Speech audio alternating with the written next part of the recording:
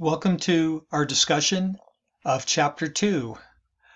Chapter 2 is concerned with psychological research, and it's also known as research methods. So for those of you who have not been experienced with research, scientific research or something, a lot of the information in this chapter will be pretty new. So I highly recommend, you take your time through this process, pause the video when you need to, take notes, and become familiar with the concepts and information. So let's proceed. So first of all, I'm just going to give you a couple of examples of, maybe questions that a researcher might ask. Like take, for instance, a researcher might ask, how does television content impact children's behavior? So that is an example of one type of question that a researcher might be concerned with. Also just wanted to show you that, back in early days, some of our ancestors, they believed that trephination, which was the practice of making a hole in the skull, allowed evil spirits to leave the body, thus curing mental illness and other disorders. So just, think about that. Is that very scientific? Does that, is anything measured? Is anything recorded? It's just something to think about. Just want to make you aware of, some of the development of, I guess you could say, some of the methods that researchers used or did not use. Okay, so research, uses definitely a combination of inductive and deductive reasoning. So inductive is basically the process of beginning with, one general thing, like a hypothesis, and then from that, actually reasoning to empirical observations, and then possibly to, from there, deductive reasoning, etc., etc. Now, the thing is I don't wish you to memorize this as much as just become kind of familiar with this, because we will elaborate as we go further. Okay? All right. So what's important is to know, you remember the formal definition of psychology is the scientific study of mental processes and behavior. Well, remember, scientific means that it uses the scientific method. And that includes, proposing a hypothesis. A hypothesis is basically maybe a broad, kind of like what you propose, what a researcher proposes is going to happen if they conduct research. So that's just a very simple definition. I just want to, make you generally familiar with that. We will proceed and elaborate as we go. But so definitely, hypothesis, that can lead to, then from there, once hypothesis is made, then you design a study and test the hypothesis, using research. So an example might be, let's just say a hypothesis was made and a researcher said basically that increased caffeine will result in decreased sleep. So then, how does the researcher proceed from there? Well, we'll design a study and test that hypothesis. So during that time, during that research right there, that's what the researcher will actually start giving certain people that are involved in the research, more caffeine, and then measuring their sleep to see if indeed, increased caffeine resulted in decreased sleep. Keep in mind, this is just one general example. Okay, I'm trying to be simple. Okay, and not make things too difficult right off the bat. So then, as the researcher is performing the research, then afterwards, remember I said, that, well, he or she will observe, whether indeed, the increased caffeine resulted in decreased sleep in participants. And then after that, as the researcher has gathered the data and everything, then he or she may come up with a theory. And this is kind of a circular type process, but it's also a very simplified process. But I just wanted you to, use this as to kind of introduce you to this process. So let's come up with some definitions here. So first of all, what is the scientific method? Well, that is actually a set of assumptions, attitudes, and procedures that guide researchers in creating questions to investigate, in generating evidence, and in drawing conclusions. So that should sound pretty familiar at this point. This is what the process that I delineated in the previous part of the discussion. So let's move forward. So here are the steps of the scientific method. So step 1, right here. So formulate a specific question that can be tested. So I use the example like, will increased caffeine result in decreased amounts of sleep? And so that right there is a specific question. And then so the researcher will form a hypothesis, and that's a tentative statement about the relationship between two or more variables. So the variables in this question are caffeine and sleep, because those will change. So increased caffeine, that's a variable that changes, and then sleep.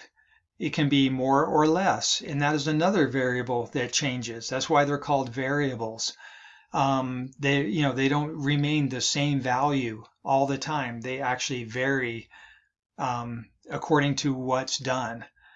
And and then step 2 right here is the researcher will design a study and collect the data as the researcher proceeds.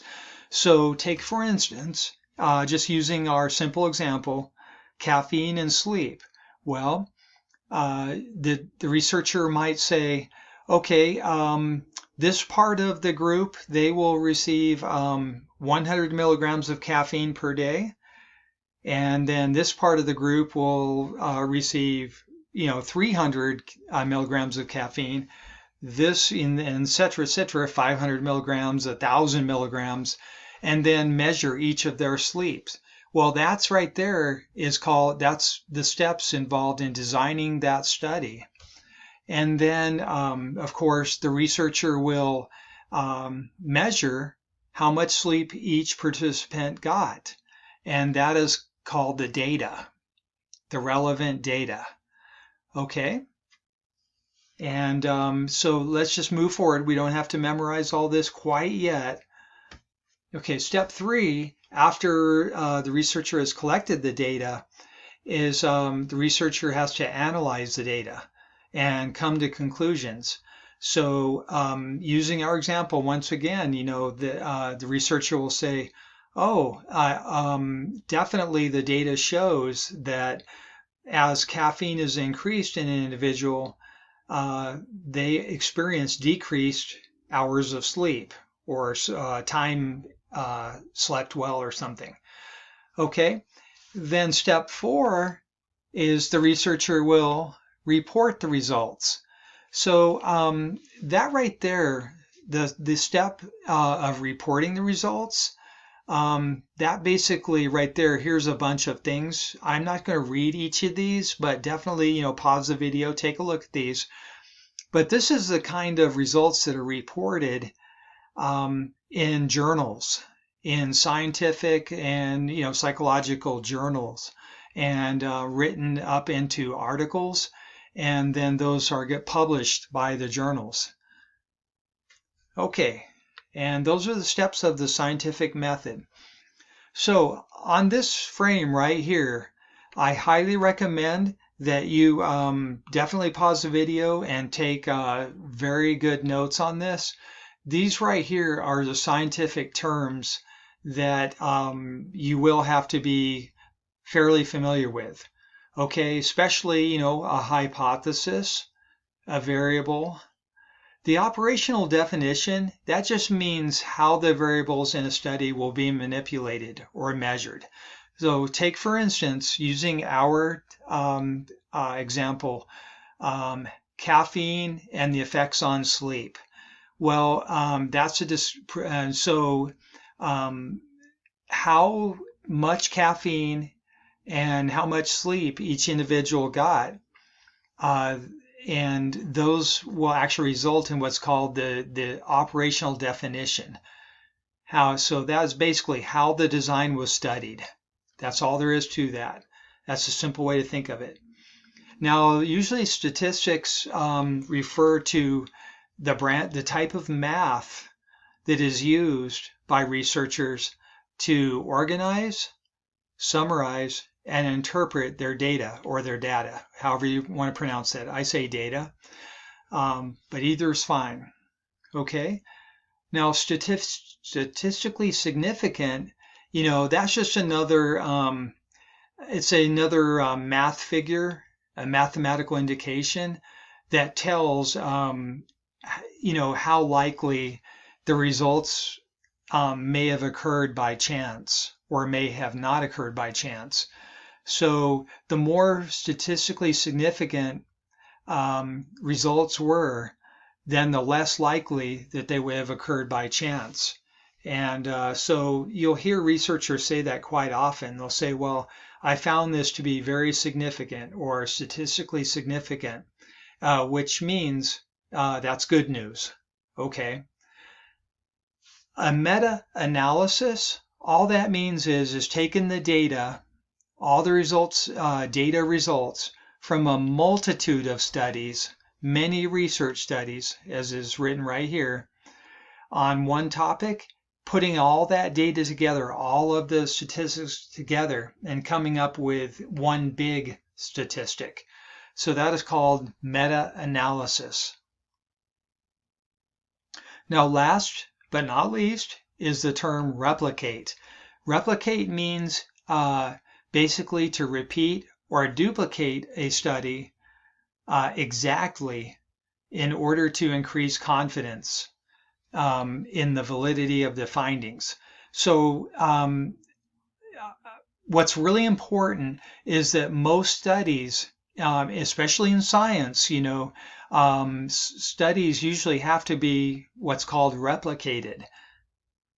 And that means by a variety of researchers and a variety of participants, probably through, if not the country, throughout the world, in order to measure and see how close results were for each researcher to the original findings. So that's what's called replicate or replication. So let's move forward and clear your head there a little bit. So here's a couple more terms here. So theory. So a theory is an explanation, a tentative explanation that tries to integrate and account for the relationship of various findings. Now you see right there, I put this right here in this type of font because various findings and observations. So I will give you an example that has nothing to do with psychology so much, but this is something that most of us has heard of, and that is the Big Bang Theory. Okay, so the Big Bang Theory is actually the result of many findings in many disciplines So like take for instance, definitely, all the different facets of science, all kinds of things. So I hope that makes sense to you. I'm not going to elaborate too much more on that. So let's move forward here. So pseudoscience, what is pseudoscience? So a pseudoscience, that is usually a theory, method, or practice that promotes claims, and even though they're not supported by empirical evidence, is lacking or non-existent. So pseudo basically means false or fake. So that's the kind of theories that are,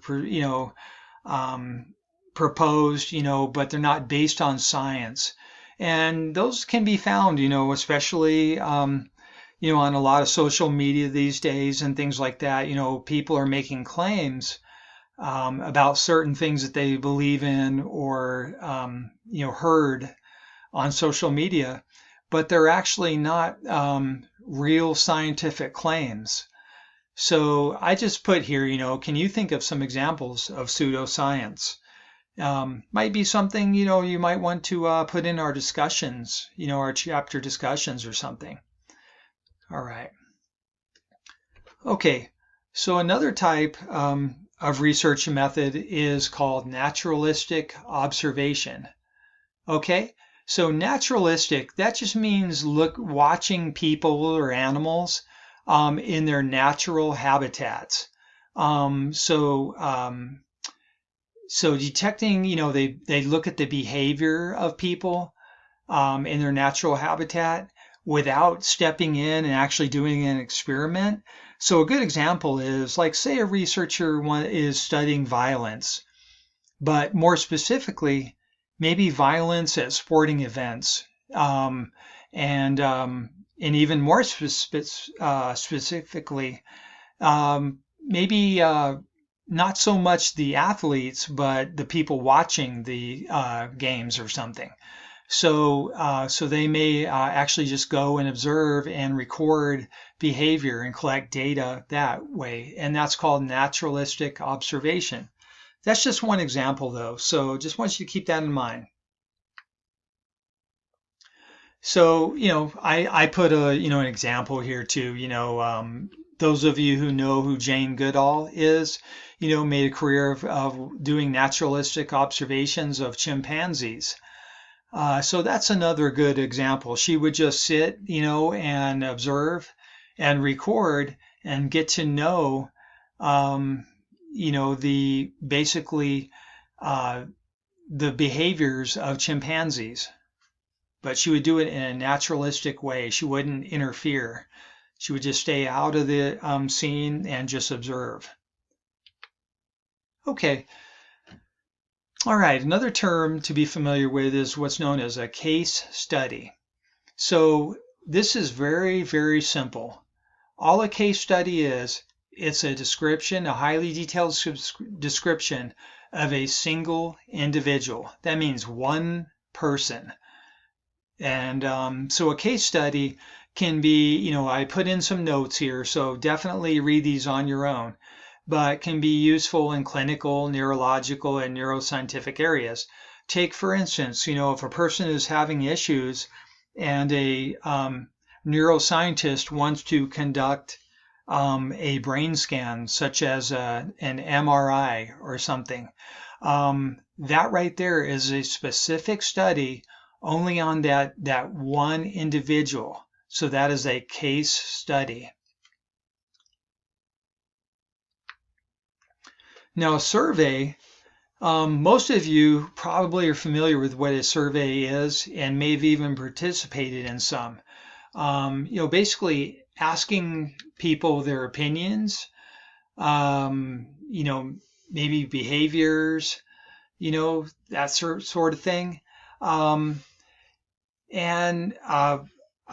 definitely pause the video here and look at this a little quicker. And I give you an example of a survey. Here's an example. Like take for instance, your opinion is important to us, and would you like to participate? And then you can click yes or no, etc., etc. And then that way you're telling these people your opinions and behaviors, according to the questions and what you feel comfortable answering. So that's an example of a survey. Now, another type of research is archival research. Right here, I put that in red. That's basically just examining records, whether they're hard copy or whether they're electronic records. So that's another form of research, believe it or not. Now, another term here is what's known as longitudinal research. That is this term right here in red, longitudinal. That means basically over a period of time. So researchers might want to understand, like what are the effects of smoking? Well, they can't just conduct research and only check with a person one time and say, well, our data that we covered, was only on this specific date and this kind of this amount of persons. So what they will do is over a long period of time, they may, using longitudinal research, I'll use that term again, to help that kind of hammer that into your minds here. But an example might be following and collecting data with a group of persons, that are involved in the research, maybe over 10 years or 20 years, and measuring their health and how it changes while they smoke, that kind of thing. So that's just an example there. Now, often correlation, right here, correlation is this term, and that basically is concerned more with how strongly related two factors are to each other. So take, for instance, I'm just going to make up a really funny, strange correlation. But researchers might say, look, foot size has been shown to correlate with IQ measurement. So then they'll say people with bigger feet, have been shown to correlate with higher levels of intelligence or something. Now, of course, that's not true, but I'm just making that up, off the top of my head just to be kind of funny or whatever. But basically, they're not saying that correlation. Let me rephrase that. Correlation is not concerned with saying that something causes something else. They're not going to say, big feet cause higher intelligence, but they may say, but our research has shown that larger feet, are correlated with higher IQ scores or something of that nature. But they are not saying that it causes it. They're just saying that those two factors are correlated to each other. Okay? And then usually correlation, that also is usually shown in a number. And believe it or not, usually that number is just between, like, say, -1 to +1. And that right there, the closer it is to 1 or -1, then the stronger the correlation is. And then if it's 0 right in the middle, then that means there's no correlation at all. So a positive correlation is right here, and please pause the video here and take notes and make yourself familiar with this, if you need to. But a positive correlation is a finding that two factors vary in the same direction, increasing or decreasing together. Okay, I'm going to give you an example. Positive correlation. Well, like take for instance, say a study is concerned with hours of study per day and GPA. Well, so both of those usually will, the study might say that they are positively correlated because the more studying per day, the higher the GPA. So they both went up in the same direction. Okay. Now, negatively correlated or negative correlation is a finding that two factors can be in opposite directions. So one increases as the other decreases. So a great example is the one I used earlier, where like say an increase of caffeine will result in a decrease in good sleep. So that can be a negative correlation. Now right here, I just want to show you that I included some charts. These are little data points right here. These are called scatter plots, by the way. So all they are is dots of data points. So you can see right here, this says positive correlation, and those are both going in the same direction. See, as weight and height both increase together. Okay. Now the thing is here's a negative, a negative correlation right here. And you can see right here as hours of sleep go up, right here. So there's tiredness right here, right? But did you notice though, these are going in different directions. So definitely hours of sleep, this is really high. There's no tiredness whatsoever over here. But did you notice that as hours of sleep are starting to go down, tiredness is starting to increase? And so that's what's called a negative correlation. They're moving in the opposite directions. And then last but not least, shoe size and hours of sleep. Here's another funny example, but there's no correlation whatsoever. As you can see, this is just this scatter plot right here. These dots are just all going in all kinds of directions. There's really no direction whatsoever. It's just varied. So that's just something to be aware of, and it's very important to know for this chapter. Okay, now we're on to what most people, when they think of a type of research, they think of experimental research. And so you remember earlier when I said correlation, that's not concerned with cause and effect, but experimental research is concerned with cause and effect. Researchers want to know, if I change this in this variable, does that cause this change in this other variable? And that is the cause and effect relationship between the two variables. So definitely involves deliberately varying one factor, which is called the independent variable. So a good example will be, that is the variable that's purposefully or definitely consciously manipulated in order to see if something changes with the other variable, and which is called the dependent variable. Now, students usually are kind of a little bit confused about this. So this is the way I think of it and the way I memorized it when I was a student. The dependent variable, hence right here, here's the important thing. It uses the word depend.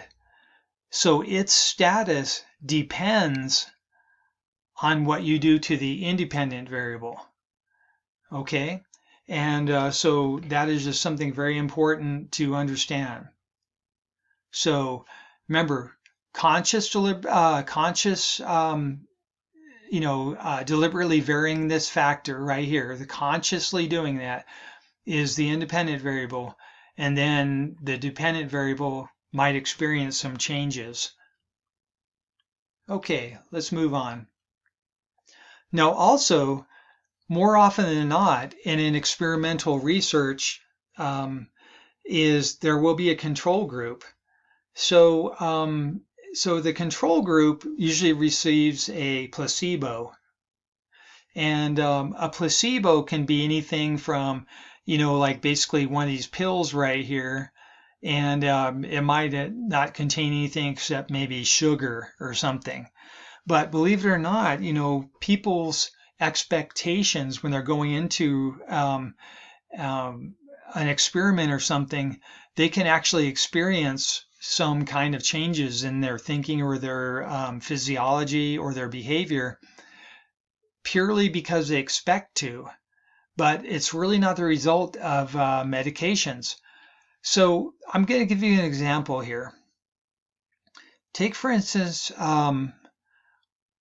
researchers concerned with measuring the effects of a new antidepressant.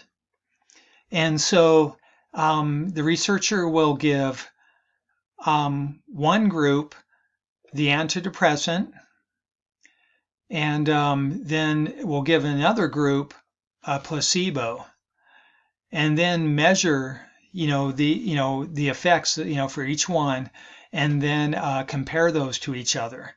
And so, usually the researcher might say, well, my data shows that giving this antidepressant definitely reduced the instance of depression in these participants.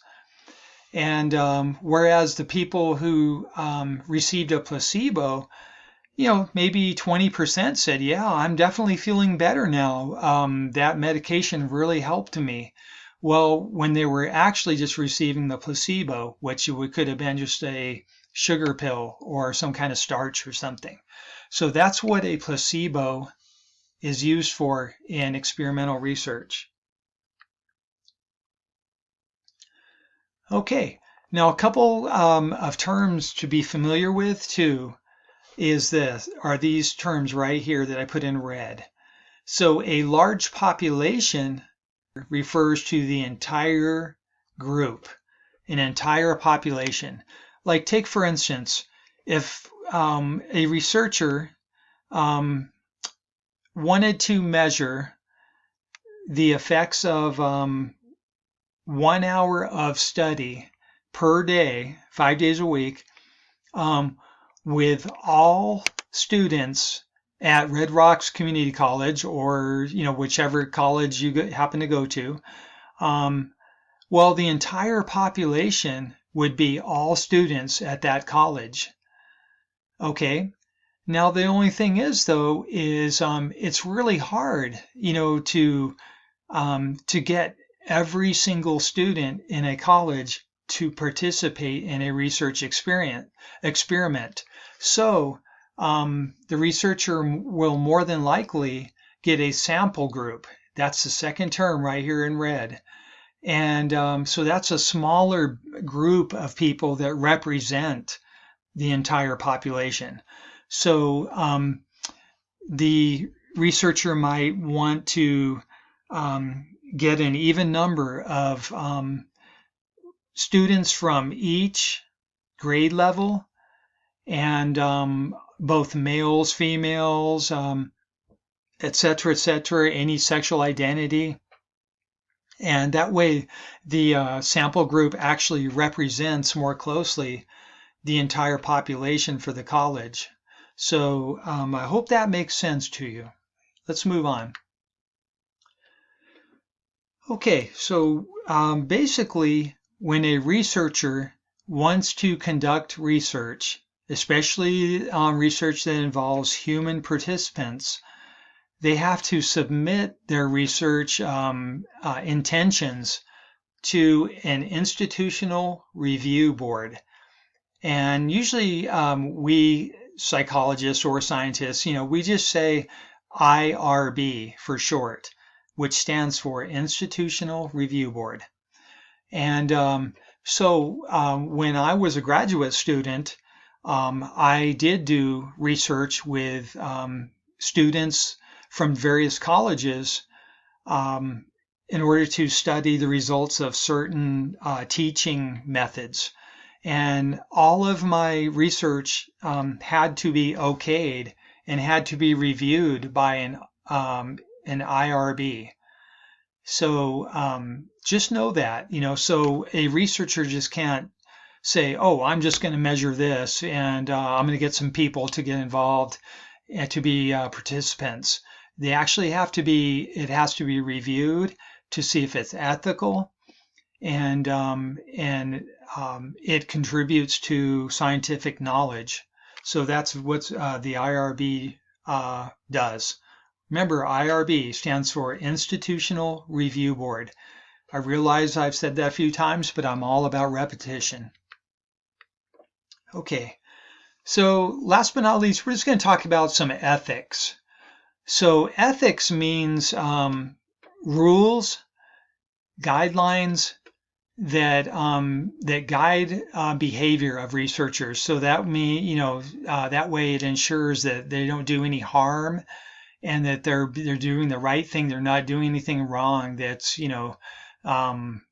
not scientific or not kosher according to the American Psychological Association.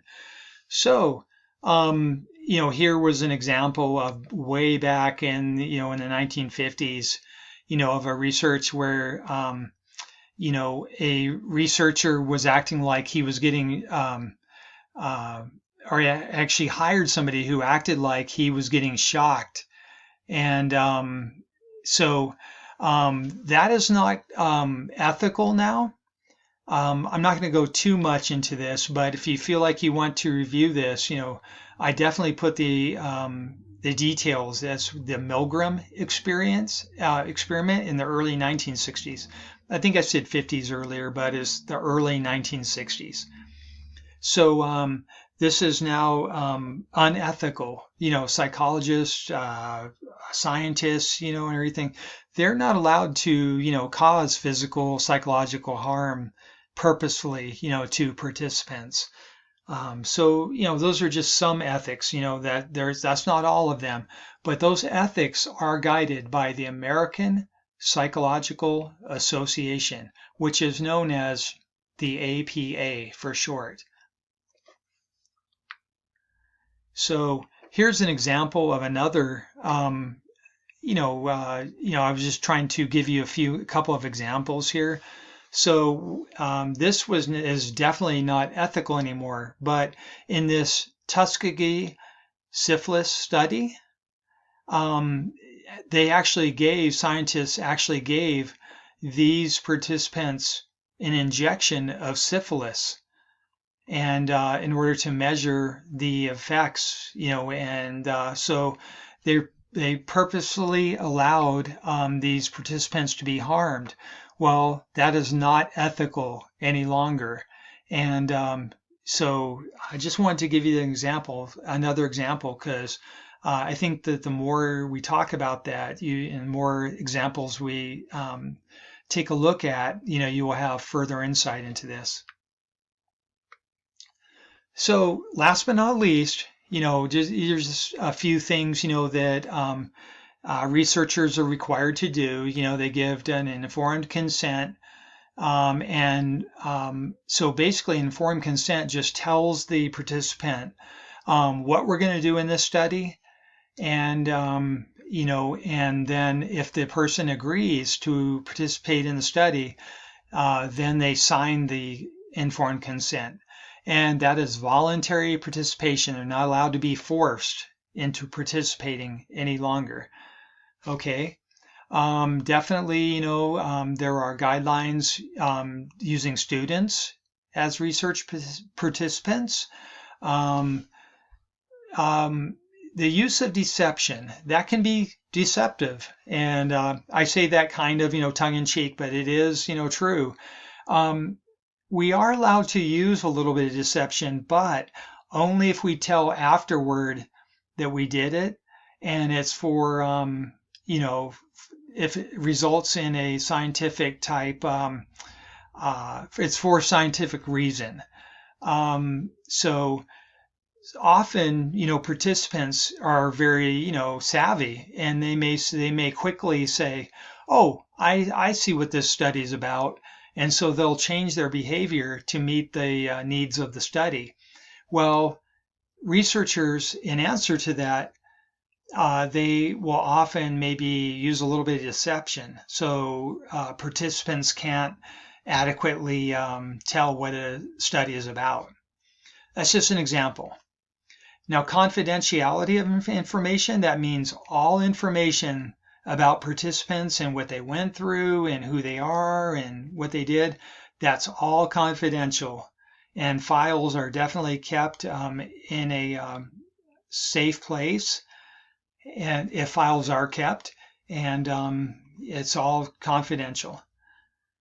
Okay, and last but not least, at the end of the research, researchers are required to give information about the study and debrief. And debrief means just telling the participants, look, here's what we did in the study, and here's how we did it. That's called debriefing.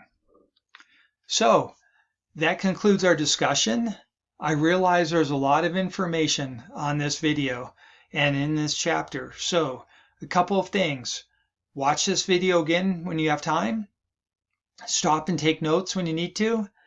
Read this chapter, and then of course participate in discussions, and that should help you a lot.